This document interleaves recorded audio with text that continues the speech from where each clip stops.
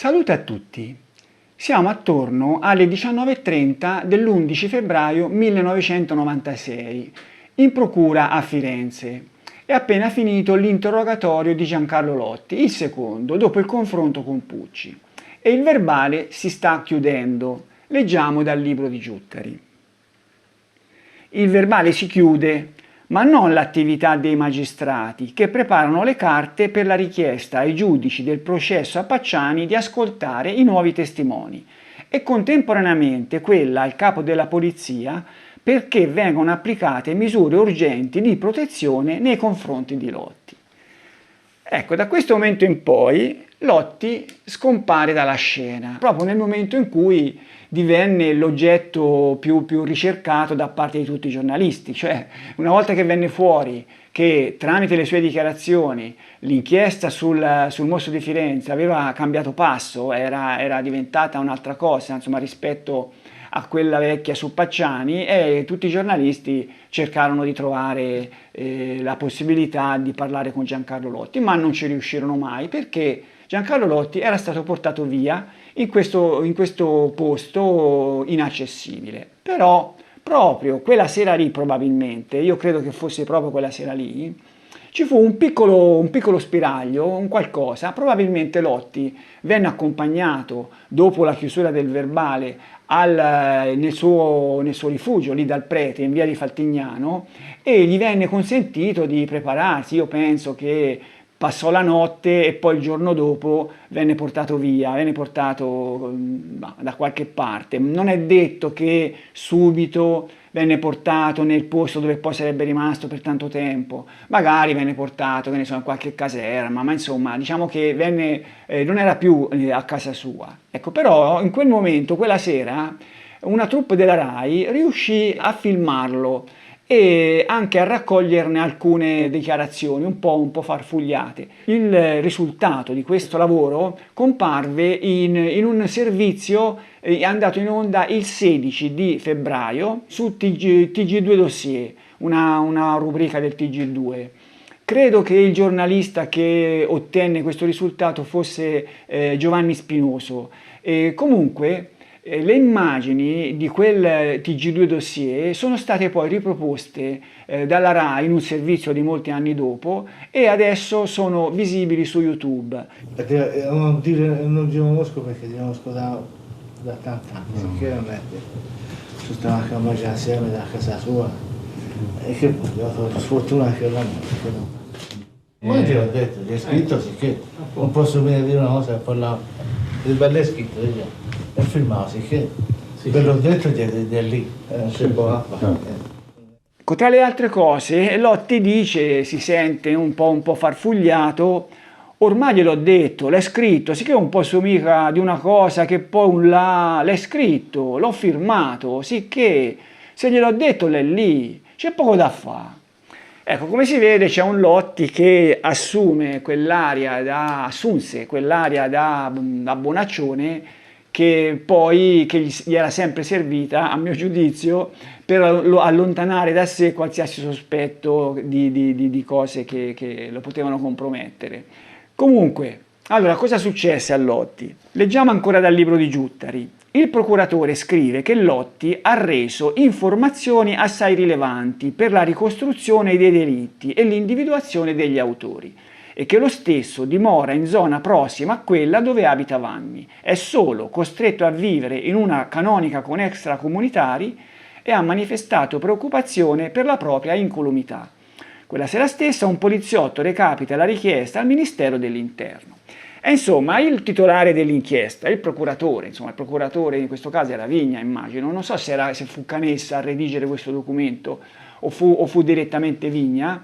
L'importante è che la legge che consentiva questa messa sotto protezione dei testimoni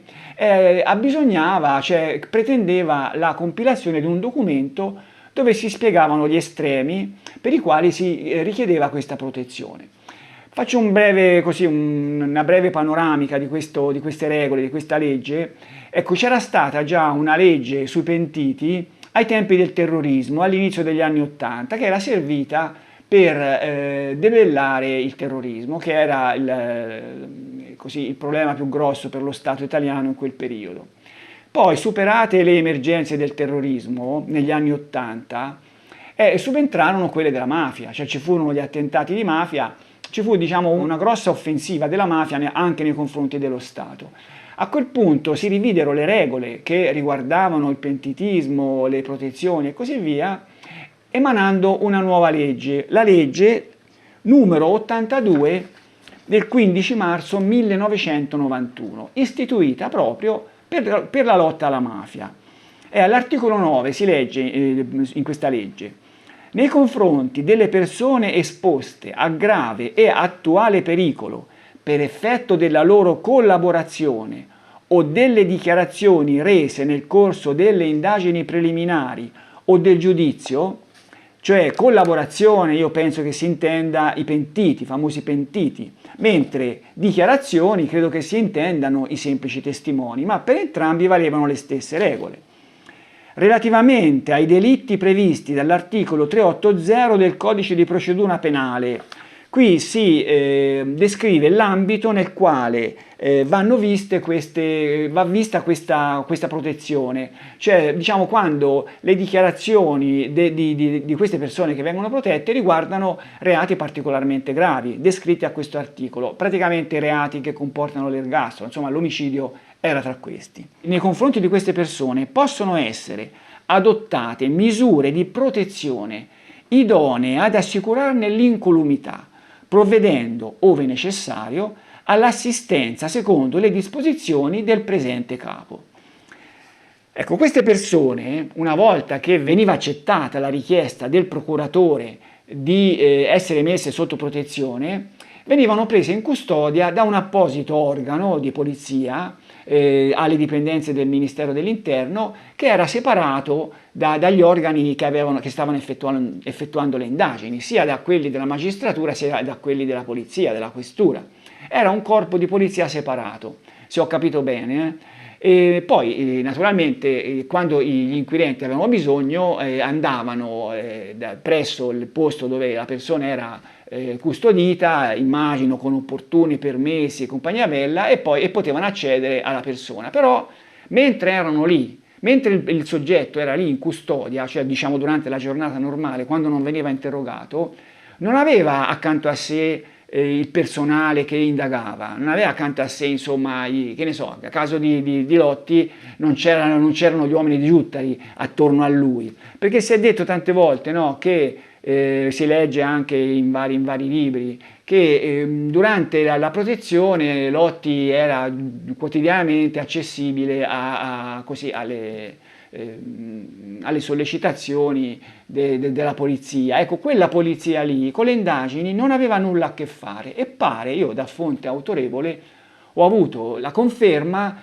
che c'era una certa rigidità in questo, erano molto distinte le due cose, no? Per cui non si può pensare che nel quotidiano Lotti fosse attorniato da persone che potevano influenzarlo. Erano persone che lo accudivano ma non lo influenzavano. Poteva essere naturalmente influenzato da persone che arrivavano così anche per interrogatori informali. Lì c'è poi il problema degli avvocati e compagnia bella. Ma andiamo avanti. Abbiamo visto la legge originaria del 91. Questa legge, che venne subito applicata a sprombattuto, provocò degli abusi. Cioè nelle zone dove c'era un alto tasso di criminalità, quelle zone per le quali la legge era stata approntata, cioè le zone dove c'era la mafia sostanzialmente, lì c'erano tante persone che magari avevano voglia di approfittare delle possibilità che dava questa legge, e magari, che ne so, non è detto che quello che avevano da dire fosse la verità, per esempio, no? Per cui ci furono molti abusi. E allora il legislatore naturalmente intervenne cercando di migliorare questa legge attraverso dei decreti. Ecco, ce n'è uno importante del 94, il numero 687.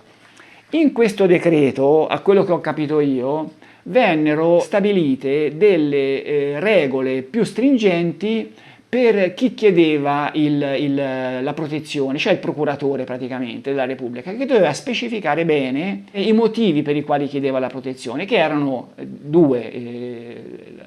il pericolo da una parte e l'importanza delle dichiarazioni del soggetto dall'altra. Ma leggiamo un passo di questa legge, di questo decreto.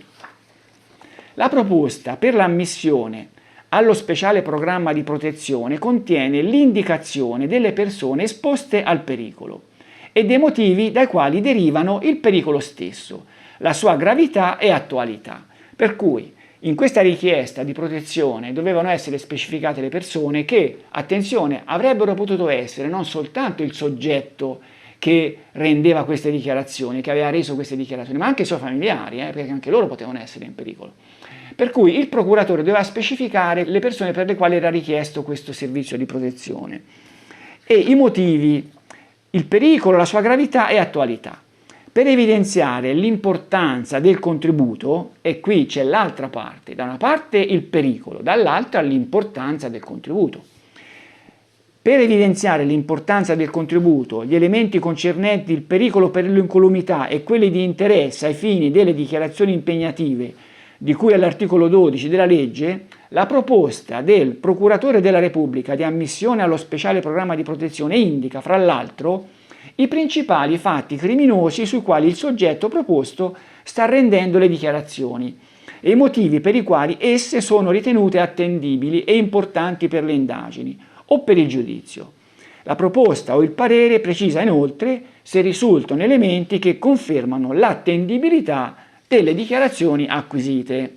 Il Procuratore della Repubblica allega alla proposta copia del verbale dell'atto, di seguito denominato verbale delle dichiarazioni preliminari alla collaborazione, con il quale il soggetto interessato ha manifestato all'autorità giudiziaria la volontà di collaborare e nel quale ha esposto, fra l'altro, quantomeno sommariamente, i dati utili alla ricostruzione dei fatti di maggiore gravità e allarme sociale di cui è a conoscenza, oltre che alla individuazione e alla cattura dei loro autori. E allora qui sarebbe interessante andare a leggere questo documento che venne compilato in quell'occasione.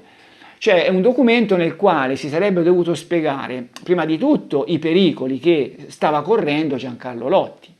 E qui i pericoli quali erano? Premessa, questo documento io l'ho cercato e non l'ho trovato, non so se è emerso da qualche parte, qualche fonte ce l'ha, io non l'ho trovato, non c'è questo documento, poi non si sa cosa c'è scritto, però proviamo un po' a immaginare che tipo di pericoli avrebbero potuto metter lì i nostri inquirenti per Lotti. Ricordiamoci che Vanni il giorno dopo, qui siamo all'11 sera quando venne fatta questa richiesta, il giorno dopo venne arrestato Vanni.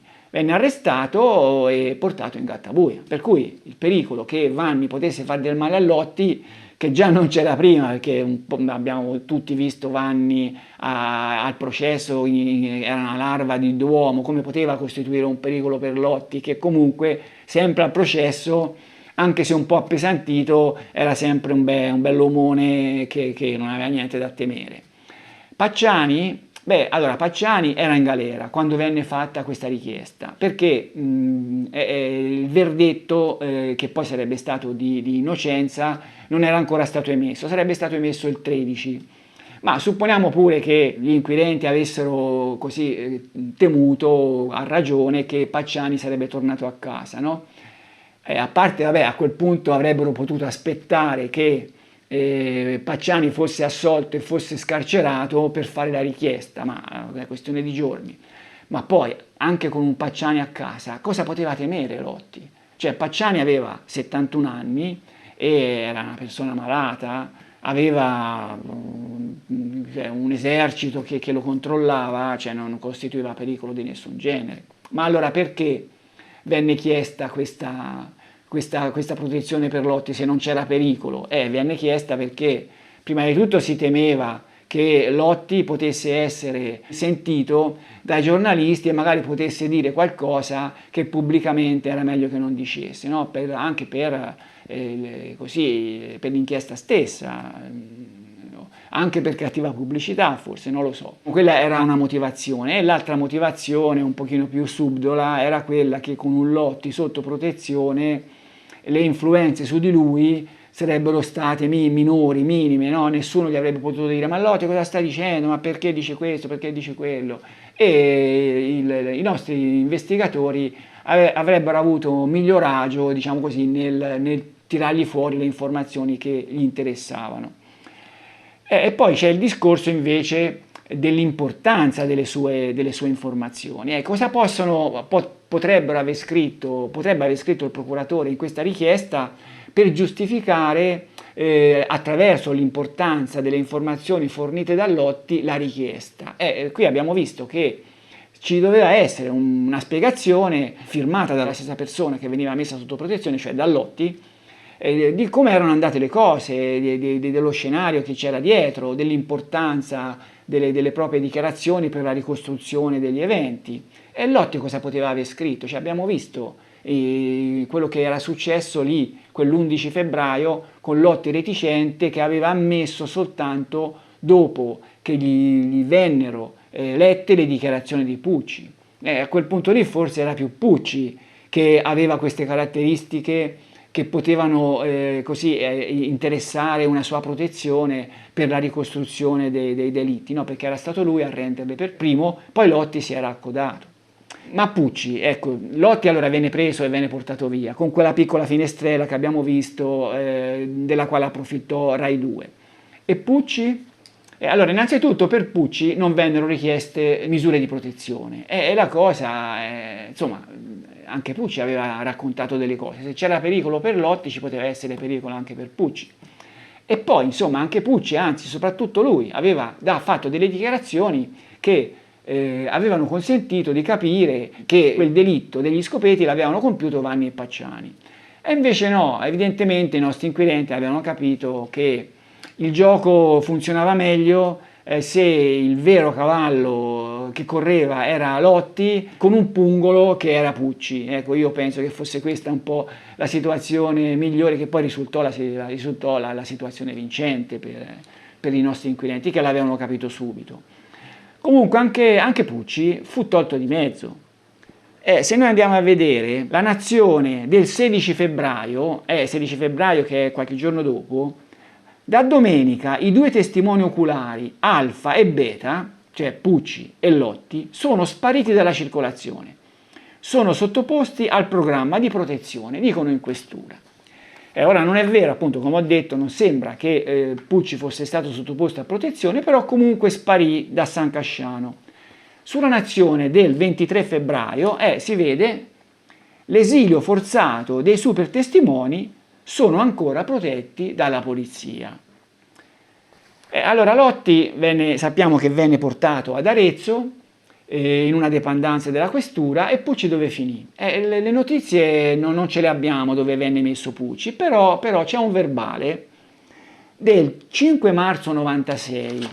Pucci venne interrogato l'anno 1996, il giorno 5 del mese di marzo, alle ore 17, in Montecatini Terme, commissariato postato. Innanzi a noi, sottoscritti ufficiali e agenti, e c'è Michele Giuttari, Fausto Vinci, è presente Pucci Fernando, nato a San Casciano, eccetera, eccetera. E lì Giuttari e Vinci andarono a interrogare a Montecatini Terme. Ora, Montecatini Terme sappiamo tutti che è un posto di villeggiatura dove si fanno bagni termali, queste cose. Qui vediamo le famose terme, è un luogo di villeggiatura, diciamo, costoso. Io non ci sono mai stato, però immagino che sia un luogo piuttosto costoso, sicuramente un luogo fuori dalla portata delle finanze di Fernando Pucci. Ricordo che Fernando Pucci aveva una pensioncina e poi che arrotondava con qualche lavoretto di falegnameria, di tinteggiatura e cose del genere, no? Per cui io immagino che Pucci una vacanza a Montecatini Terme non se la potesse permettere. Teniamo conto che mi hanno detto persone che sanno il fatto loro che le procure hanno un fondo spese che nessuno controlla, un fondo spese, non dico che sia illimitato, però cioè, qui il discorso è che nel bilanciamento dei poteri previsto dalla nostra Costituzione, il potere legislativo, esecutivo e giudiziario, il potere giudiziario ha la sua autonomia, perché naturalmente, ma è giusto che sia così, no? Perché non ci deve essere un'invadenza del potere esecutivo, soprattutto nelle questioni della magistratura, perché no, il rischio è che qualcuno del governo, oppure qualcuno di quelli insomma, che dirigono le cose, possa influenzare la magistratura per i suoi interessi personali, per cui ci deve essere una certa autonomia. Questa autonomia c'è anche nelle spese, cioè i procuratori, io non so a chi rispondono, però non rispondono, cioè diciamo che hanno una grandissima autonomia nelle loro spese. Io penso che così da questo indizio che il 5 di marzo Pucci venne interrogato a Montecatini Terme, si possa arguire che per toglierlo dalla circolazione fosse stato mandato a fare un ciclo di cure termali a Montecatini Terme. Cioè, tra l'altro l'età ce l'aveva per andare a fare queste cure termali, no? Era del 32 mi sembra, 32, 92, 60, ha più di 60 anni, insomma, 65 anni, 64. E per cui fu mandato lì. Dunque, con Lotti sotto protezione inizia un po' una fase nuova delle indagini e anche una fase diversa delle questioni che possono interessare le valutazioni sul comportamento di Giancarlo Lotti. Perché a quel punto, essendo Lotti in questo luogo dove era un po' servito e riverito, era, diciamo così, maggiormente influenzabile, no? Però fino a questo momento, fino a prima di andare, questo non è vero. Per cui tutta la questione le questioni che partono dal momento in cui lui si rese conto di essere nel mirino degli investigatori fino a questo interrogatorio dell'11 febbraio che abbiamo visto, tutta questa serie di eventi va spiegata e non si può spiegare in termini di influenza della polizia su Lotti, perché non ce n'è traccia. Abbiamo visto anche la questione, me l'hanno detto loro, come sia una forzatura quel voler interpretare, me l'hanno detto loro, come un condizionamento degli inquirenti su Lotti, no? Perché non c'era l'occasione, non sono emerse così, dalla documentazione non si evince nessun incontro di Lotti con gli inquirenti, con i poliziotti, con i magistrati e così via. Ma allora, come si spiega invece il comportamento di Lotti durante questo periodo che precedette il suo ingresso al servizio di protezione? E io ho chiesto, io l'ho interpretato, chi ha letto il mio libro, chi ha seguito questi video, ha visto che io ho interpretato tutto il comportamento di Lotti in questo periodo come quello di un colpevole che cerca di trovare un rimedio per quello che poteva, insomma, un rimedio per evitare guai peggiori. Ecco, allora invece c'è qualcuno che vuole interpretare questo comportamento di Lotti, ma anche di Pucci, in una chiave diversa, in una chiave di innocenza di Lotti. Cioè Lotti non è vero che era colpevole, che era il mostro, e questo suo comportamento in quel periodo si può spiegare in altro modo. È quello che ha tentato di fare il noto per chi segue questi miei video, Michael Chivers. Ecco, io dico a Michael Chivers, dietro questo pseudonimo si cela un avvocato, io non so che avvocato sia, nemmeno lo voglio sapere, se no lui, se si voleva dichiarare, si dichiarava, a me non interessa chi c'è dietro, però è comunque un avvocato, si capisce dal suo modo di argomentare, che è uno strenuo così, avversatore della mia ipotesi che Giancarlo Lotti fosse colpevole. Secondo lui Lotti era completamente innocente e in questo naturalmente sposa l'impostazione della difesa Vanni, che fin dall'inizio basò tutto la sua difesa sul fatto che Lotti era estraneo. Michael Chivers come fa a spiegare tutto il comportamento di Lotti nella fase precedente il suo ingresso al servizio di protezione? E lui, adesso lo leggiamo, comunque da un intervento che ha fatto sotto il mio video, ha approfittato delle mie dimostrazioni, chiamiamole dimostrazioni, dell'accordo che ci fu tra Lotti e Pucci, dimostrazione che ha come elemento principale la comune scusa di fare pipì, che entrambi dissero, no? Lotti la disse alla Ghiribelli, Pucci la disse a Vigna, e poi anche Lotti stesso, poi, no, Pucci la disse a Giuttari, poi Lotti stesso la disse a Vigna. Ecco, Michael Chivers prende per buona questa mia dimostrazione, però la interpreta in tutt'altro modo. Comunque, arriviamoci a questo, partendo dall'intervento di un altro spettatore sotto il video. Il video è quello, Lotti il testimone parte 1, faccia a faccia con Vigna. Questo spettatore ha fatto un intervento che è questo. Allora, lo spettatore si chiama un nome, cioè non è un vero e proprio nome, user LO2J, insomma. Allora lei conferma che già in questa fase, che fosse il 16, il 23 o il 29 dicembre, Lotti aveva deciso di parlare e di collaborare assumendo le vesti di super testimone. Questa è una domanda, no? Cioè lui mi chiede, ma allora secondo lei, in tutto questo ragionamento che fa, vuol dire che già quando Lotti si era messo d'accordo con Pucci, pronto a parlare con gli inquirenti con una stessa lingua insieme a lui, si era già deciso di collaborare? Io non ho mica detto questo però, attenzione, io ho detto che Lotti si era predisposto a fronteggiare le contestazioni degli inquirenti, ma non a cercarle queste contestazioni. Infatti la mia risposta è stata questa. Penso che si fosse predisposto alle possibili contestazioni, dalle più blande alle più pesanti, ma che poi avesse atteso che gliele facessero prima di reagire. Questa è la mia impostazione, che sia ben chiaro.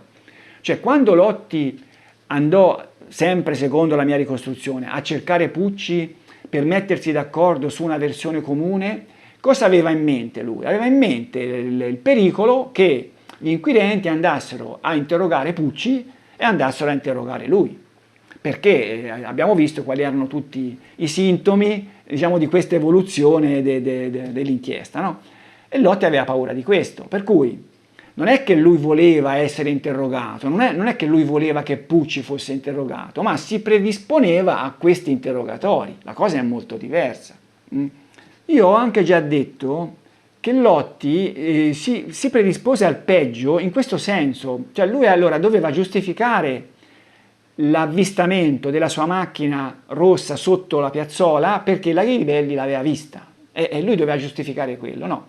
Poteva giustificarla con una sosta, però siccome quella sera lì c'era stato l'omicidio, perlomeno questa era la versione ufficiale, lui doveva anche dire qualcosa di quell'omicidio, per cui si era predisposto a raccontare di aver visto gli assassini.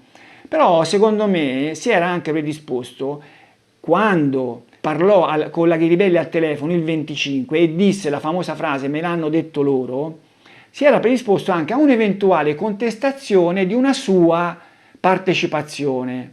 E lui già aveva in mente che se ce ne fosse stato bisogno, se gli fosse stato contestato che lui non poteva essere estraneo, aveva già pensato, secondo me, alla possibilità di dire sì, io sono andato, però mi hanno detto loro di andare lì, magari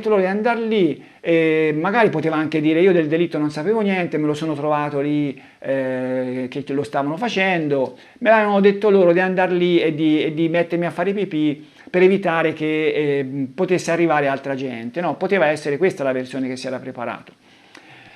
E io credo anche che quel 25 di gennaio lui già avesse in mente che queste due persone potessero essere Vanni e Pacciani, mentre quando si era messo d'accordo con Pucci, l'abbiamo già visto, la seconda persona io non credo che fosse stato deciso che era Vanni, però già quel 25 di gennaio molto probabilmente la figura di Vanni già era entrata nell'idea di Lotti. Dico questo perché? Perché il 23, 2 giorni prima, era stata fatta una perquisizione a Lotti, ma anche a Vanni, alla Ghiribelli e anche a Pucci.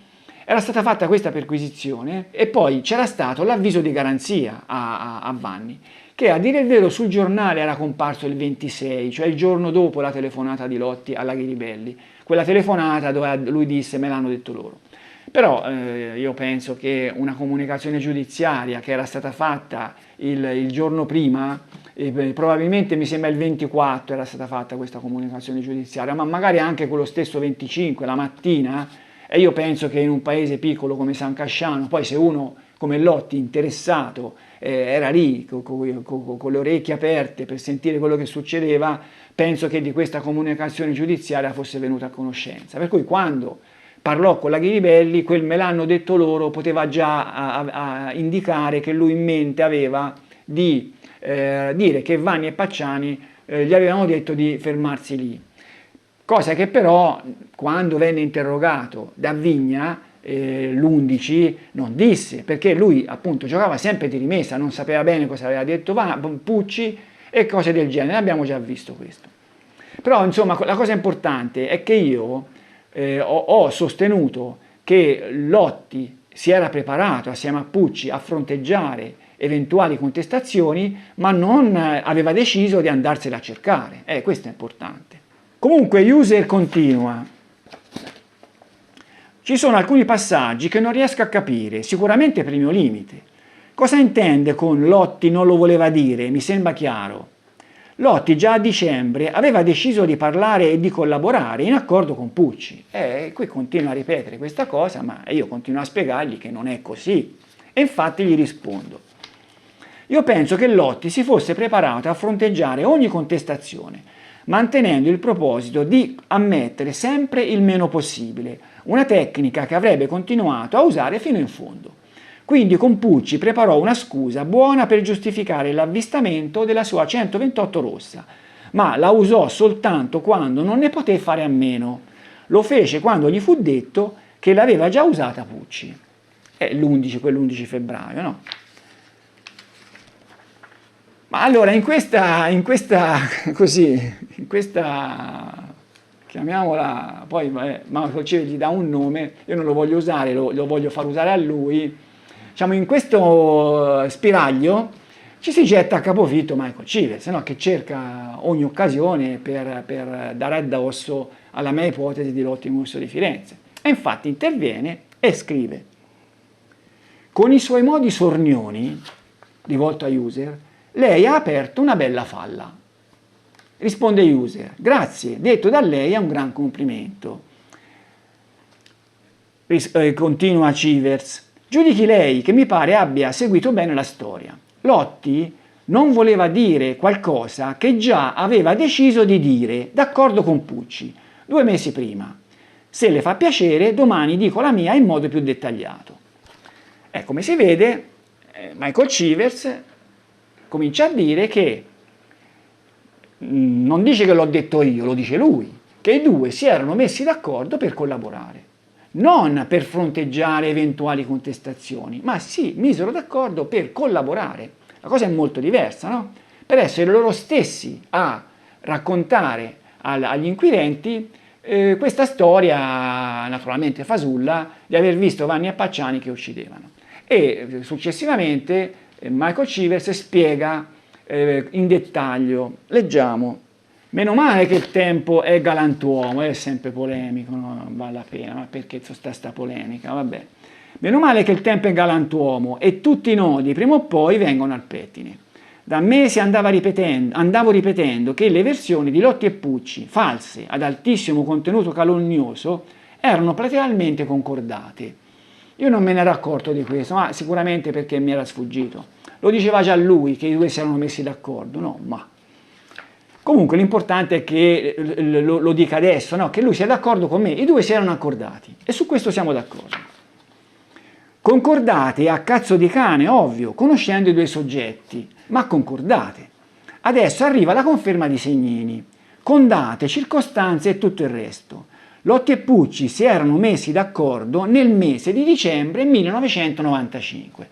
Per cui Michael Chivers sposa, pare totalmente, la mia ricostruzione di questo accordo, cioè di Lotti che si era reso conto di questa macchina rossa che era stata vista sotto Scopeti dalla telefonata con la Ghiribelli, dall'incontro con la Ghiribelli del 23 dicembre, dopodiché sapendo che gli inquirenti sarebbero, magari prevedendo che sarebbero andati a cercare Pucci o lui, si era messo d'accordo con Pucci per raccontare una versione comune. Però c'è una differenza sottile che secondo me si erano messi d'accordo nella previsione, per il pericolo che venissero chiamati. Secondo Michael Chivers si erano messi d'accordo per essere loro ad andare a raccontare questa storia, no? Non per raccontarla se fossero stati chiamati. Una precisazione però è bene farla, no? Perché Michael Chivers scrive: adesso arriva la conferma di Segnini, ma non è mica vero. Cioè che i due si erano accordati, io l'ho sempre detto. Cioè in ogni circostanza nelle quali ho parlato di Lotti e Pucci, adesso non ricordo quali, io l'ho sempre detto, in ogni caso l'ho scritto nero su bianco sul mio libro. Se si va a leggere il mio libro si trova questo. Si può a ragione immaginare che Lotti avesse capito che oramai i nodi stavano venendo al pettine. Quando? Forse già dopo il colloquio del 16 dicembre con la Nicoletti, per il telefono sotto controllo e le domande sulla macchina rossa. Comunque al massimo dopo quello del 23 dicembre con la Ghiribelli, nel quale seppe dell'avvistamento della 128 sotto Scopeti. Così, temendo un probabile interrogatorio anche per l'amico Fernando, aveva concordato con lui una versione di massima sulla sosta serale. Due sono gli indizi che lo comprovano. Il primo, Pucci usò la stessa scusa usata da Lotti con la Ghiribelli, il bisogno fisiologico. Il secondo, non fece cenno alla sosta del pomeriggio, questo perché Lotti non sapeva della testimonianza dei coniugi, quindi nell'accordo non era compresa la relativa giustificazione. E anche questo, approfitto per, questo mi sembra che nel video non l'ho mai detto, ma quando Pucci raccontò di questa sosta, del pomeriggio non disse niente, perché Lotti non sapeva che era stata vista la sua macchina, era stata fornita testimonianza di avvistamento della sua macchina anche al pomeriggio, perché di quella testimonianza dei coniugi lui non sapeva niente, per cui in questo accordo non era compreso il pomeriggio.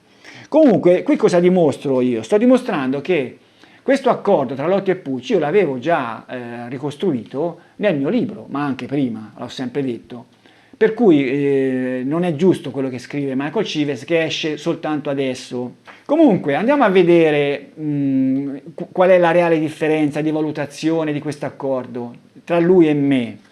Lui scrive: essi erano messi d'accordo per parlare e per collaborare con la giustizia, come è già stato sagacemente osservato da questo user.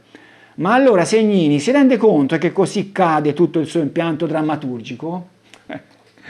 Cioè sarebbe bastata questa considerazione di user per far cadere tutto il mio impianto drammaturgico, no? Vedremo che non cade proprio niente. Quello che sostiene Michael Chivers allora è che, e che sostiene anche questo user, è che i due si accordarono per collaborare, cioè non per fronteggiare la chiamata a rispondere di quello che loro sapevano, ma per essere loro stessi ad andare a dire quello che sapevano. Come del resto avevano fatto tanti, no? Cioè, al processo Pacciani, all'inchiesta Pacciani erano stati tanti quelli che erano andati a dire di aver visto qui, aver visto là. E loro vogliamo fare la stessa cosa, ma magari un po' più in grande. Vediamo come prosegue ancora Michael Chivers. Cade il racconto di Giuttari sui tremori e gli spasimi di Lotti, cioè in questa ottica nuova cade il mio impianto drammaturgico, ma non cade solo quello. Cade il racconto di Giuttari sui tremori e gli spasimi di Lotti.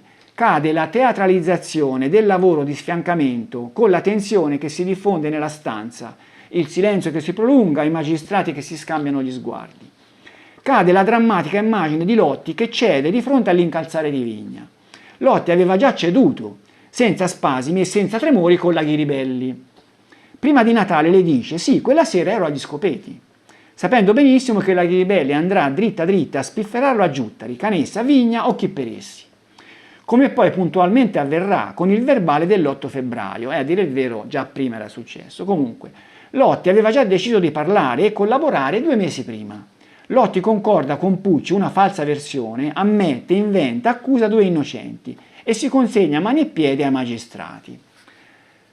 E insomma, finalmente, io sono contento di questo intervento di Michael Chivers, no? Perché finalmente c'è un tentativo di spiegazione del comportamento di Lotti e Pucci in quel periodo precedente il suo ingresso al servizio di protezione, alternativa alla mia.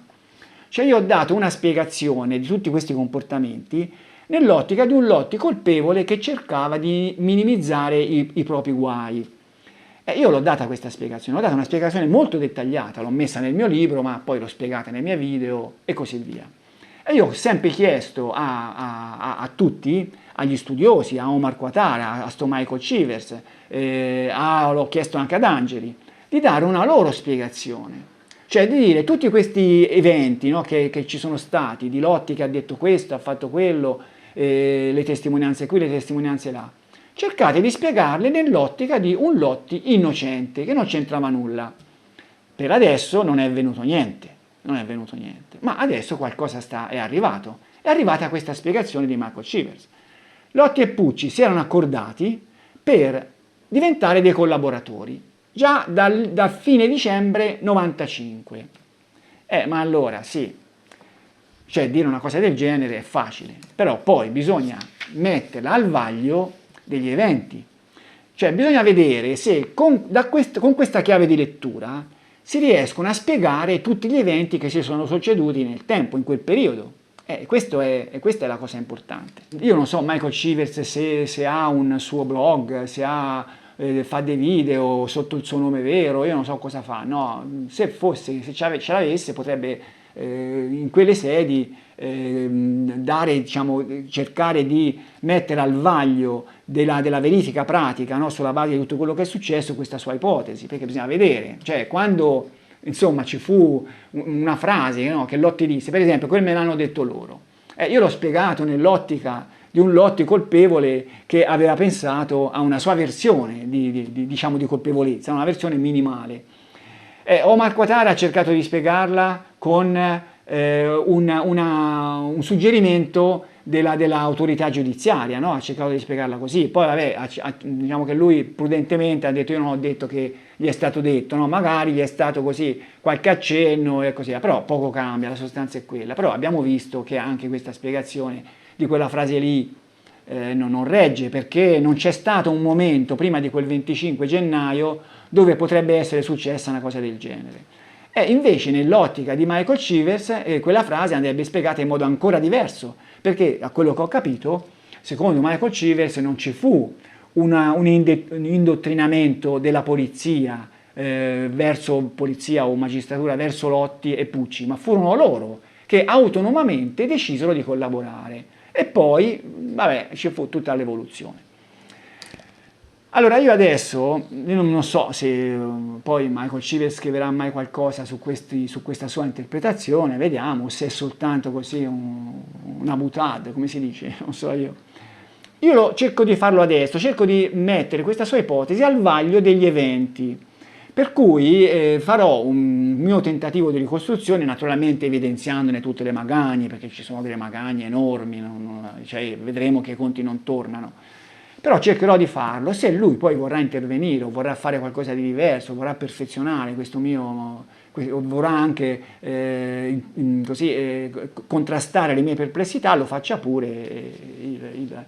Io spero senza fare tante polemiche e senza andare a cercare degli elementi che non c'entrano niente, come quello di ribadire continuamente che Lotti diceva il falso, Pucci diceva il falso, che Lotti e Pucci avessero detto il falso è plateale, cioè non c'è bisogno di continuare a ripeterlo. Questo lo sappiamo bene, bisogna soltanto spiegare perché. Questa è la cosa importante, perché dissero il falso. Ma allora io cercherò di spiegare, vediamo un po' di eventi. Ecco, partendo da quest'ottica, allora nell'ottica Michael Chivers, Lotti e Pucci decisero autonomamente di diventare collaboratori. Poi va bene, Lotti diventò collaboratore vero, Pucci disse la sua e si fece la vacanza a Montecatini Terme, però insomma l'importante è che i due decisero di accusare falsamente Vanni e Pacciani a un certo punto. Allora vediamo come potrebbero essere andate le cose. La prima cosa che dobbiamo domandarsi è se Lotti decise di fare il collaboratore, vuol dire che in questo ruolo di collaboratore aveva visto dei vantaggi, i vantaggi che sono quelli che sono sempre stati detti. Lotti non aveva il becco di un quattrino, non sapeva come sbarcare il lunario e così via, no? Le solite storie che sono vere fino a un certo punto, ma comunque facciamo finta che siano vere. Allora Lotti, di fronte a questa sua situazione, intravide nell'esistenza di questo programma di protezione che abbiamo visto prima, di questa legge e così via, la possibilità di migliorare il proprio stato. Sì, ma un personaggio come Lotti, da chi aveva saputo che c'era questa scappatoia nella sua vita? Cioè quella di fare il collaboratore di giustizia.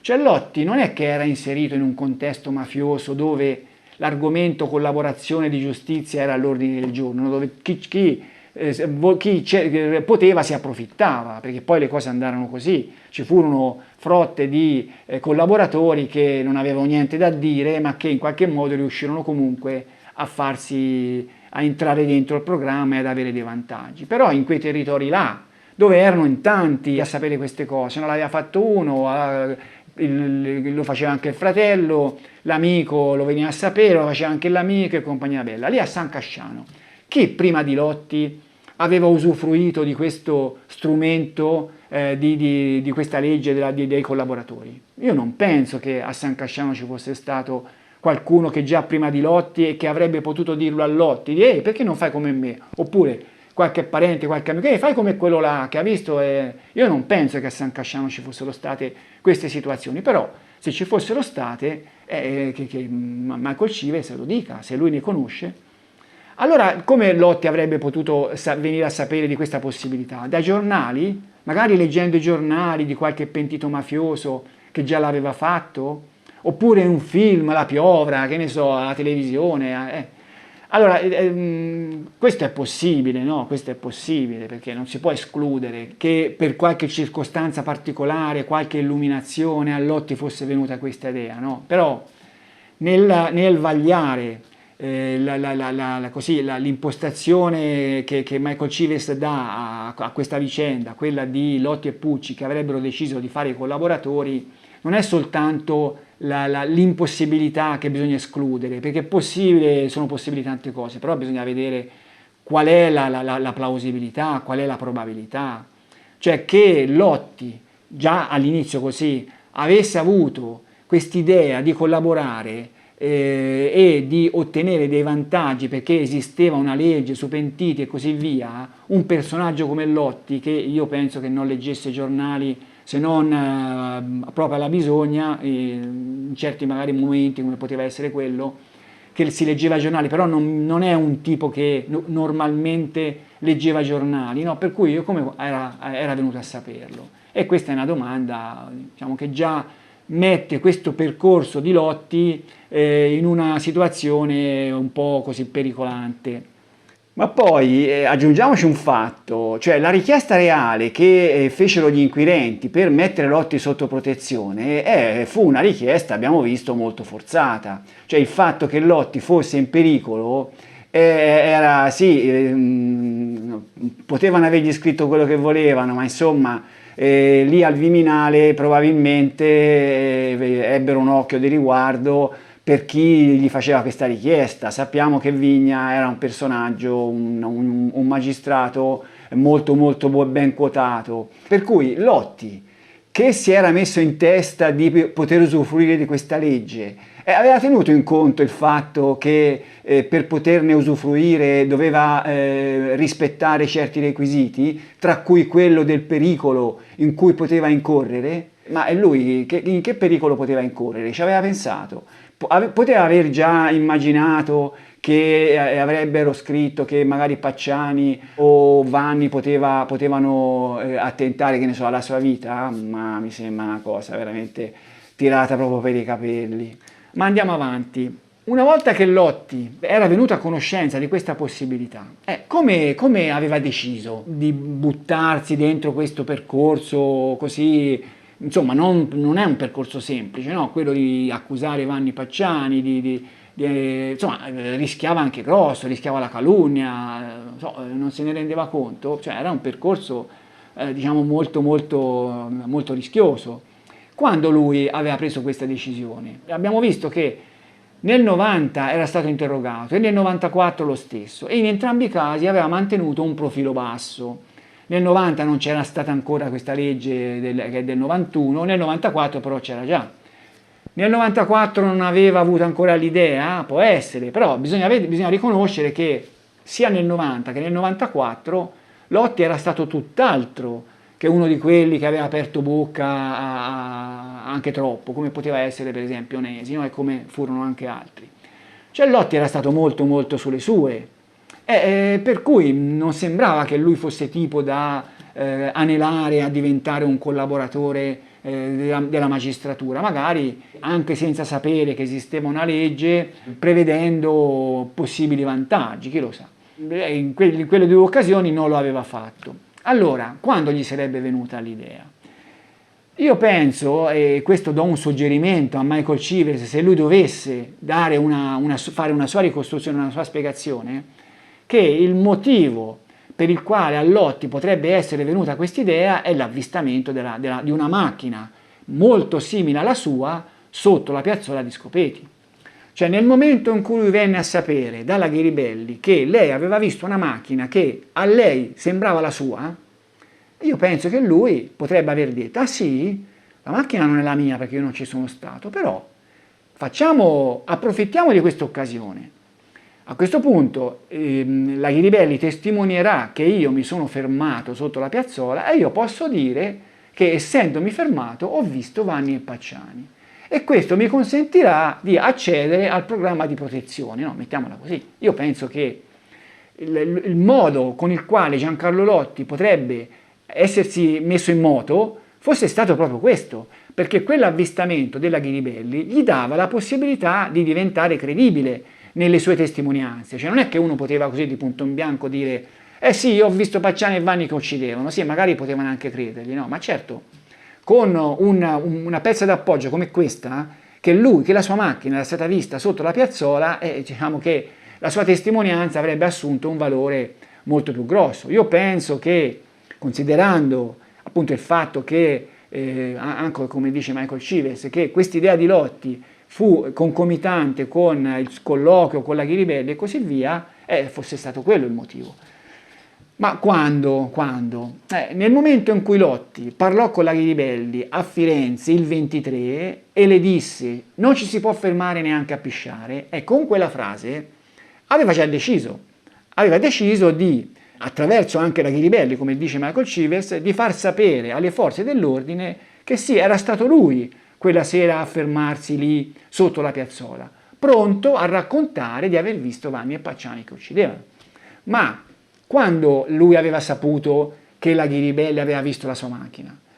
Se la Ghiribelli glielo disse in quella stessa occasione in cui si erano visti quel 23 a Firenze, è un po' poco plausibile che in quel momento Lotti avesse già maturato questa decisione in 448 di buttarsi dentro questa storia. Io penso che gli ci sarà voluto un minimo di tempo per maturarla, per cui dobbiamo presupporre che la Ghiribelli nelle due telefonate che gli aveva fatto in precedenza, la prima il 21, la seconda il 23, quello stesso 23, per accordarsi di vedersi, le avesse già raccontato di questa storia della macchina, che lei aveva visto la sua macchina. Io penso che non gliel'avesse raccontato.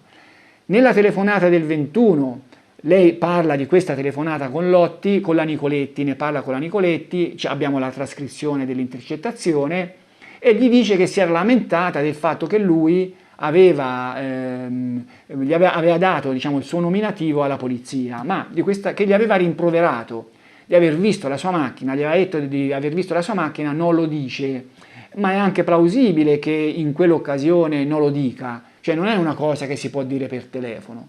Infatti credo che avesse proprio richiesto di vederlo a Firenze proprio per parlare di quello, per cui anche nella telefonata con la quale si era messa d'accordo per vedersi a Firenze, io non credo che lei preventivamente gli avesse raccontato di questo avvistamento.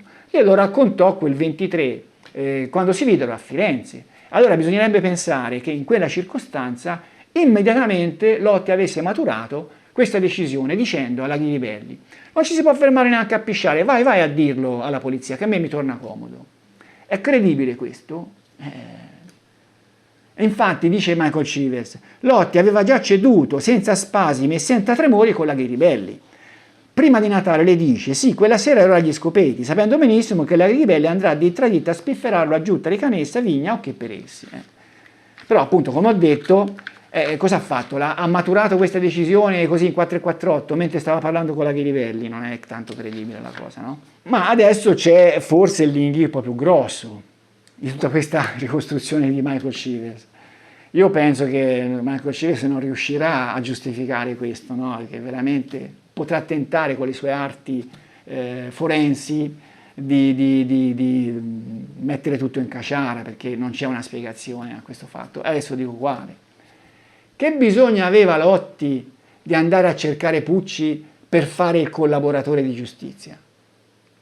Cioè andare a crearsi un problema con versioni che potevano divergere, di essere magari accusato che quello spifferava tutto? Cioè, che motivo c'era di andare a cercare Pucci? Teniamo presente un fatto, che in quel momento, siamo nel 95, fine 95, Lotti e Pucci praticamente non si frequentavano più. Cioè abbiamo visto che nell'ottica mia di Lotti Mostro, quello che era successo a Scopeti aveva determinato un rallentamento della loro frequentazione, probabilmente non si frequentavano più in modo assiduo. C'è la testimonianza della Ghiribelli che aiuta a confermare questo scenario. Però abbiamo anche la testimonianza del fratello di Pucci, dalla quale si capisce che i due comunque continuarono a vedersi, però ci fu un momento in cui probabilmente, quello dell'assegno scoperto, che ha visto i miei video lo sa, che è circa il 91, da quel momento i due probabilmente non si frequentarono più. Non è che magari rimasero amici, però non si frequentavano più. Ma infatti, tutta l'estate 95, Lotti, abbiamo la testimonianza della Bartalesi, era uscito con Vanni e la nipote, la Bartalesi. Pucci non c'era, per cui non è che in quel momento Lotti e Pucci si stavano frequentando, per cui si può pensare che Lotti, dopo questo colloquio con la Ghiribelli, avesse trovato Pucci e gli avesse detto: sai, mi è venuta in mente questa idea, cosa ne dici, eccetera, eccetera. No, Lotti andò a cercare Pucci, per proporgli un accordo perché insieme facessero questa collaborazione.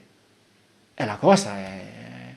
Cioè non dico che sia impossibile, no, perché le cose improbabili capitano, no, ogni tanto, ma andare a cercarsi guai coinvolgendo Pucci da parte di Lotti mi sembra un comportamento che non si può ascrivere nemmeno a chi è considerato mezzo deficiente come Lotti.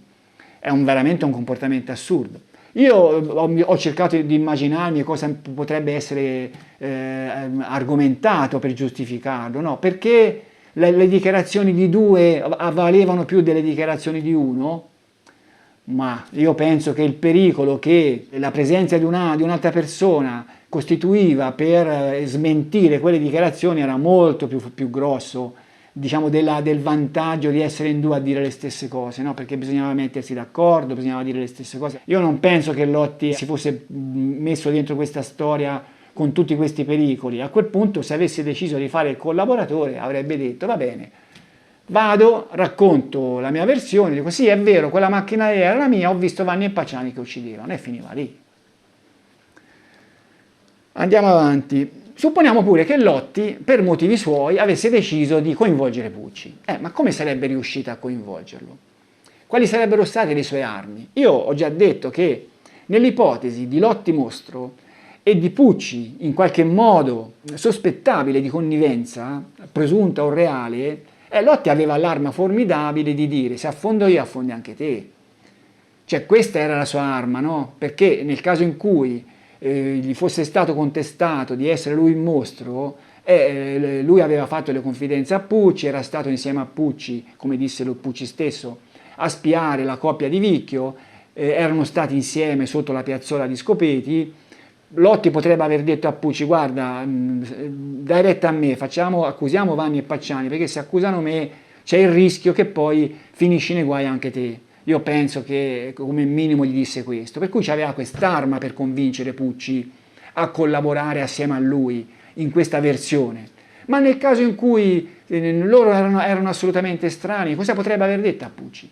Potrebbe avergli detto: ehi Fernando, sai che mi è venuta un'idea splendida? La Gabriella ha visto la mia macchina, dice di aver visto la mia macchina lì sotto la piazzola. Non era la mia macchina, perché la mia macchina io già l'avevo cambiata, però facciamo finta che era la mia macchina, tanto quelli là che ne sanno. E noi andiamo e diciamo: sì, vieni anche te, dici che si erano insieme, che abbiamo visto Vanni e Pacciani che uccidevano. E Pucci che gli dice: ma perché devo fare una cosa del genere? Non gliel'avrà detto? Io penso di sì. E a quel punto Lotti, per convincerlo, cosa gli può aver detto? Non potendogli paventare pericoli di suoi coinvolgimenti, di guai giudiziari, potrebbe avergli detto, sai perché se noi andiamo lì a dire queste cose, poi ci premiano, chissà cosa ci danno. Cioè già aveva in mente che Pucci poteva guadagnare una vacanza spesata a Montecatini Terme, ma è possibile, però francamente mi sembra che gli argomenti che Lotti avrebbe potuto mettere sul tavolo per indurre Pucci a buttarsi in questa avventura così pericolosa, perché era un'avventura pericolosa, io penso che non ci fossero questi argomenti. Cioè, come sarebbe riuscito a convincere Pucci? E qui arriviamo a un altro problema. I due a quel punto, quando si erano messi d'accordo, cosa avrebbero dovuto fare? Sarebbero dovuti andare dalla polizia a dire guardate che noi sappiamo qualcosa, come avevano fatto altri prima di loro, no? Come aveva fatto il Nesi, per motivi che lui non voleva andare sotto protezione, però l'aveva fatto lo stesso. Potevano farlo anche loro, potevano andare dalla polizia e dire sì, noi abbiamo visto questo e questo e questo, però furono preceduti. Qui mettiamo il discorso che siccome il lunedì, io credo che questo accordo avvenne quel fine settimana lì dopo Natale, probabilmente avvenne quel fine settimana, poi c'era il lunedì che era il primo dell'anno per quella festa, il 2 potevano andare dalla polizia.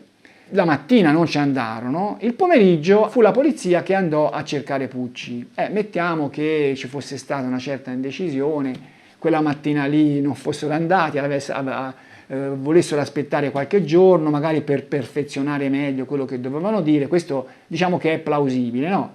Per cui furono preceduti dalla polizia che interrogò Pucci. Però nei giorni successivi Lotti poteva essere Lotti a quel punto che andava dalla polizia a raccontare quello che sapeva lui, di propria iniziativa. Se aveva deciso di fare il collaboratore, perché non è andato? Io penso che non ci sarebbe stato nessun impedimento al fatto che lui fosse andato dalla polizia, magari dopo aver cercato di contattare Pucci per sapere quello che Pucci aveva detto, perché a quel punto non sarebbe stato come nel caso che lui era colpevole, per cui andare a contattare Pucci poteva andare a suo discapito. Lui voleva, diciamo così, essere contattato, per cui se si fossero accorti che lui aveva parlato con Pucci, questo diciamo che non tornava a suo danno, per cui lo poteva anche fare. E poi andare alla polizia a raccontare la sua versione, invece non lo fece. Poteva farlo addirittura dopo la perquisizione, il 23, poteva andare dalla polizia e dire guardate che io so qualcosa di questa storia, ma la so da semplice testimone. Sono stato lì, mi sono fermato, come vi ha detto la Gabriella, e ho visto assieme a Fernando, ho visto il delitto, e lo poteva fare, e invece non lo fece. Ma sempre nell'ottica di Lotti che aveva deciso di fare il collaboratore, come si spiegano quelle frasi dove c'è dentro il famoso "me l'hanno detto loro", che Lotti pronunciò nell'intercettazione, nella telefonata con la Garibelli il 25 di gennaio? Io le ripeto quelle frasi. Che c'entra? E guardano dove ci si ferma, me l'hanno detto loro, io non ho mica fatto nulla, a me non me ne frega nulla, non ritornino a fare quel lavoro perché non mi sta bene. Abbiamo visto che queste frasi Omar Qatar ha cercato di spiegarle nell'ottica di un Lotti indotto a raccontare quelle cose, diciamo, lui ha cercato poi di evitare di possibili accuse, perché è chiaro, no? Se si comincia a dire che le cose le misero in bocca gli inquirenti a Lotti, si rischia che questi inquirenti poi magari dicono non è vero e ti querelino. Io questo lo posso capire, però lui dice magari suggerimenti involontari, ma mettiamola pure come si vuole, no? Suggerimenti da parte degli inquirenti, me l'hanno detto loro, gli inquirenti. Io ho dato una mia spiegazione, però ho anche fatto capire che questo momento nel quale gli inquirenti potrebbero aver suggerito a Lotti questa versione non esistono, non ci sono. C'è un incontro del 15 dicembre con Giuttari dove non si parlò assolutamente della macchina rossa, niente fa pensare che si fosse preparato anche involontariamente questa successiva evoluzione del comportamento di Lotti, e poi successivamente non ci furono altri momenti, per cui questa versione di Omar Qatar non regge. Ma qual è la versione di Michael Chivers? Cioè, nell'ottica di un Lotti che assieme a Pucci si era messo in testa di fare il collaboratore. E queste frasi cosa vogliono dire? Andrebbero spiegate. Io potrei andare avanti ancora parecchio per cercare per evidenziare le magagne di questa impostazione di Lotti e Pucci che si sarebbero accordati autonomamente per fare i collaboratori di giustizia, no? Ma io mi limiterei a quell'11 febbraio, mi fermerei lì, però quell'11 febbraio bisogna notare un fatto, cioè Lotti non andò di fronte a Vigna a dire sì, è vero, io mi fermai quella sera lì sotto la piazzola di Scopeti, ero con Fernando e ho visto il delitto, raccontando quello che si era messo d'accordo con Fernando, no? Se si era messo d'accordo, come ritiene Michael Chivers, su questo delitto, per fare i collaboratori. Invece lui non fece così, cioè tutto il suo comportamento fu un comportamento molto reticente, lui giocava di rimessa. Si tratterebbe di cercare di spiegarlo nell'ottica di un Lotti che voleva fare il collaboratore, però lo voleva fare ma non lo faceva. Perché? Quale astruso ragionamento stava facendo in quei momenti lì? Io penso che si può tranquillamente dire che, dal mio punto di vista, a meno che lui non dia dimostrazioni diverse, che questa versione, questa ricostruzione basata su un accordo tra Lotti e Pucci autonomo di fare i collaboratori di giustizia è una cosa che non regge minimamente, cioè non ha la minima speranza di poter reggere di fronte a tutto quello che è successo. Questo poi, se lui dimostrerà il contrario, meglio per lui. Io sono pronto a sentire altre argomentazioni. Lasciamo perdere questo discorso del Michael Chivers, collaboratori, Lotti, Pucci, accordo tra di loro, e andiamo a vedere qualcosa di Omar Qatar. Omar Qatar per adesso non ha ancora fatto nessun articolo dove va a fare una ricostruzione alternativa alla mia, no? Però ne è uscito un articolo di fine febbraio, dove lui raccoglie degli interventi che ha fatto un tizio su alcuni suoi articoli che riguardano Lotti e che secondo me sono interventi di nessuna importanza, cioè sono le solite cose. C'è forse qualcosa di più interessante sul discorso dell'impronta di Vicchio, ma comunque non è roba che interessa questi argomenti qua. Io quelli li lascerei perdere, però poi Omar Qatar in coda fa delle sue considerazioni e su quelle però vorrei dire la mia. Le leggo. Temo che ogni studioso di qualsiasi materia nella sua attività, quando anche sia convinto di operare con la massima oggettività possibile, finisca con lo sposare un'ipotesi che sia in grado di spiegare il fenomeno che è oggetto di studio. In altre parole, l'acribia sarebbe precisione meticolosa, rigore critico. Io non lo sapevo, se nemmeno voi lo sapevate, non preoccupatevi, è una parola troppo difficile. Un'acribia, precisione meticolosa assoluta, è probabilmente irraggiungibile. Segnini si è convinto per illuminazione ricevuta, vedendo un video, almeno così ho capito, e è vero, che Lotti sia stato il vero mostro di Firenze, un'illuminazione alla quale è seguito un ponderoso studio di anni che ha confermato in pieno, assolutamente in pieno, quell'illuminazione. Cioè, intendiamoci bene, ogni elemento nuovo che è venuto fuori nei miei studi, che io non conoscevo prima, ha confermato questa illuminazione. Ma andiamo avanti su quello che dice Omar Qatar. E ha passato anni a individuare con grande acutezza e perspicacia ogni piccolo elemento che concordasse con questa sua ipotesi, trascurandone altri che con questa non si accordavano. No, caro mio, su questo assolutamente dissento. Tu mi devi dimostrare quali sono gli elementi che io ho escluso senza spiegare la ragione di questa mia esclusione. Per esempio, io ho escluso le lettere a magistrati con le pallottole e quelle scemenze lì, no, che non c'entrano niente con il mostro. Cioè adesso non voglio stare qui a dire i motivi per i quali le ho escluse. L'ho detto numerose volte, quello ho escluso, quello non ho escluso tante altre, però ho sempre dato le mie motivazioni, attenzione.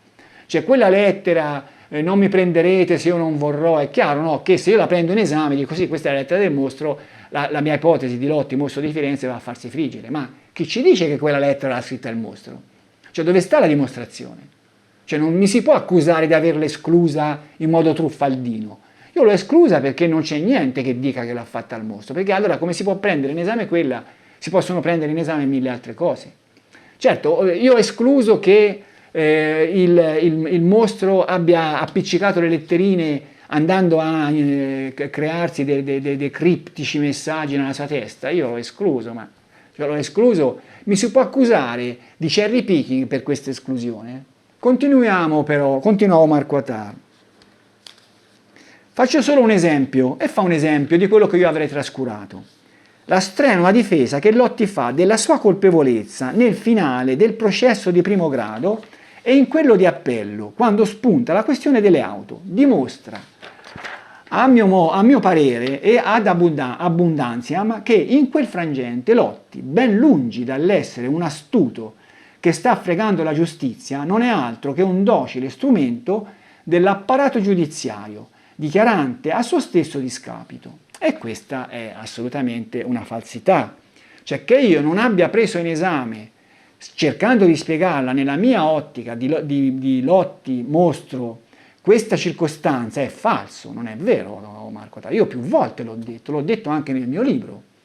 Cioè in quel momento Lotti aveva la possibilità, l'ho scritto nel mio libro, di prendere la palla al balzo, mettiamoci in appello, no? Che è il caso più eclatante, siamo in appello, Lotti ha 30 anni sul groppone di primo per il processo di primo grado, la difesa Vanni gli dà la possibilità di tirarsi indietro con la storia della macchina e lui non lo fa, anzi lui dice no, io quella macchina le usavo tutte e due, no, io questo l'ho già spiegato. Se Lotti si tirava indietro poteva dire sì, io ho scherzato, ho detto le cose che non erano vere, condannatemi pure per calunnia. Gli davano 1 anno, gli davano 2 anni e se la sarebbe cavata così, certo, se fosse stato innocente. Se lui fosse stato innocente, in questo modo poteva cavarsela, poteva dire va bene, ho scherzato, ho detto, mi sono inventato tutto, condannatemi per calunnia. Avrebbe avuto le attenuanti di aver avuto la polizia addosso, un buon avvocato secondo me lo avrebbe fatto uscire di galera, non avrebbe fatto niente, poteva fare quello. Se non lo fece la ragione era perché era colpevole. E il fatto che lui non avesse tentato quella strada, che lo avrebbe potuto portare a una condanna non come palo e con tutti i benefici anche nascosti dello status di collaboratore di giustizia, perché teniamo presente un fatto che alla conferma della sua condanna nel 2000 Lotti non andò a Luciardone, cioè in quei carceri duri dove poteva finire se fosse stato condannato come mostro di Firenze, andò nel carcere di Monza e nell'ala dei collaboratori di giustizia. Mi dicono che nei carceri ci sia un'ala in alcuni carceri dedicata ai collaboratori di giustizia che naturalmente vengono tenuti separati dagli altri detenuti che li vedono come il fumo negli occhi. Ecco, in quelle ali lì la vita è un po' meno difficile che nelle altre. Ecco, io penso che Lotti sarebbe andato a finire lì. E poi, successivamente, i suoi 26 anni che si prese in secondo grado, non è mica detto che se li sarebbe passati tutti in carcere. Anzi, non so, un annetto di carcere leggero, poi si fa un permesso. Diciamo che il suo status di collaboratore di giustizia, di essere collaboratore di giustizia, lo avrebbe messo in una condizione molto più favorevole di quella se fosse stato condannato come mostro di Firenze. Ma perché c'era il pericolo che lui venisse condannato come mostro di Firenze e lui si tenne lontano dalla possibilità di ritrattare? Perché c'era Pucci. Cioè se Pucci sapeva, era vero che era andato con lui a spiare la ragazza di Vicchio, era stato con lui sotto la piazzola di Scopeti, aveva ricevuto le sue confidenze e a quel punto Pucci costituiva il tallone di Achille di Lotti. Sì, uno poteva anche dire, sì, magari non gli credono, magari gli avvocati mi aiutano a farlo passare per uno che raccontava le balle. Però il pericolo grosso c'era, insomma, cioè Lotti evidentemente preferì la via più sicura che era quella di andare in fondo al suo tentativo di passare per complice secondario collaborando con la giustizia, piuttosto che alzare la carta della ritrattazione e della possibile poi condanna come mostro, perché è chiaro, no, che la procura a quel punto non è che rimaneva lì con il cerino in mano, avrebbe preso Pucci e gli avrebbe detto: ehi, ma allora quello che ci ha raccontato è vero o non è vero, se Lotti dice che non è vero? Per cui questo discorso, questa accusa che mi fa Omar Qatar di aver tenuto sotto traccia questo comportamento di Lotti suicida, apparentemente suicida, in quelle sedi è ingiusta, è sbagliata. Trova di meglio, ti prego. E poi a questo punto ti chiedo anche se sei d'accordo con la ricostruzione di Michael Chivers e di questi due che si erano messi d'accordo. Io penso che lo dovresti dichiarare, insomma, se sei coerente, no? Cioè, sono anni che sei lì che avversi questa tesi Lotti, esci con un articolo che non vuol dire niente, esci con un articolo che vuol dire qualcosa. Se non sei d'accordo sulla versione di Michael Chivers, di la tua anche sulla mia ricostruzione, di la tua su questo video e basta. A questo punto facciamo una sola domanda, una domanda che riguarda questo discorso dell'accordo tra Lotti e Pucci. Allora, l'accordo ci fu, no? Su questo siamo d'accordo. Ci fu perché la comune scusa di fare pipì lo dimostra. Ecco, ma allora, se ci fu questo accordo, è credibile che questo accordo ci fosse stato se non per minimizzare le conseguenze del loro coinvolgimento, che nel caso dei Lotti era un coinvolgimento, diciamo, massimo, quello di assassino. Nel caso di Pucci era un coinvolgimento che poteva essere connivenza o, diciamo, presunta connivenza, ma insomma un qualcosa che anche a Pucci poteva procurare dei guai. Ecco, è credibile che loro si fossero messi d'accordo al di fuori di un tentativo di fronteggiare delle accuse contro di loro? Questa è una domanda alla quale si dovrebbe rispondere. Ma io direi che dopo l'esame di questa proposta di Michael Chivers, che l'accordo tra i due era stato fatto per una loro collaborazione, abbiamo visto che, a meno che non ci siano dimostrazioni contrarie, io dico che non regge, e io mi sento di poter dire che gli scettici che respingono l'ipotesi di un Lotti colpevole, io li chiamerei a questo punto negazionisti, perché di fronte a questi elementi, a tutti gli elementi che ho presentato, cioè girare la testa dall'altra parte vuol dire essere negazionisti, non vuol dire essere scettici. Cioè sono troppi gli elementi che coinvolgono Lotti come colpevole per poter dire che non lo era. Cioè sono troppi, cioè ci sono troppe cose da spiegare. Allora nel momento in cui qualcuno spiegherà queste cose io mi rimangerò il mio uso del termine negazionista. In questo momento penso di avere il diritto di usarlo. Secondo me quelli che ritengono Lotti innocente sono negazionisti. Lasciamo perdere un momento i negazionisti e andiamo sull'altra parrocchia, perché naturalmente ci sono anche quelli che ritengono Lotti colpevole, ma colpevole nell'ambito dello scenario dei compagni di merende. Ecco, io in questo momento vorrei dare un nome anche a loro, invece di chiamarli merendari, li chiamerei affermazionisti. Ecco, ci sono i negazionisti e ci sono gli affermazionisti. Io e tutti quelli che sono d'accordo con me siamo in mezzo a queste due ali e dobbiamo fronteggiare le critiche dell'una e fronteggiare le critiche dell'altra. Dal prossimo video io farò un po' più di attenzione anche all'altra ala, a quella degli affermazionisti, per dimostrare che lo scenario che viene fuori dai racconti di Pucci e Lotti è uno scenario che non sta assolutamente in piedi.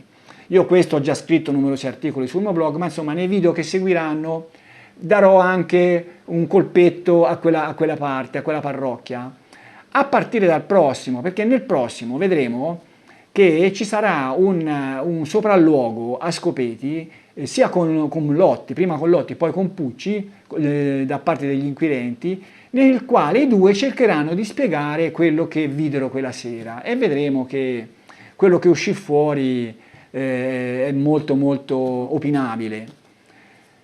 Vi saluto.